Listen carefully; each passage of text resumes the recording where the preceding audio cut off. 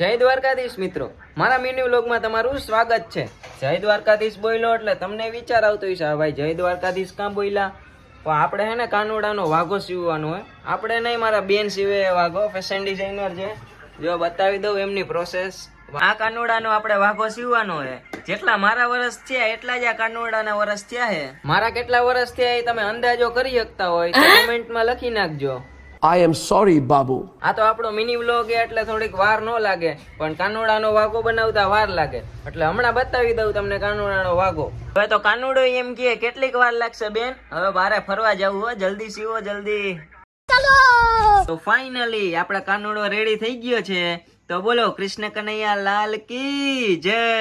તમારે જો આવું કઈ સ્ટીચ કરાવવું હોય કે કાનુડાનો વાઘો સીવડાવવો હોય ને તમારું કઈ સ્ટીચ કરાવવું હોય તો આ બેનનું કમેન્ટમાં આઈડી આપેલું છે, તો ફોલો કરજો અને ડીએમ કરજો। આવા ડેઈલી લાઈફના નાના નાના મિની બ્લોગ જોવા માટે મારા પેજને ફોલો કરો અને સબસ્ક્રાઇબ કરી નાખો યુટ્યુબ ચેનલમાં। ને બોલો મિની બ્લોગની જય।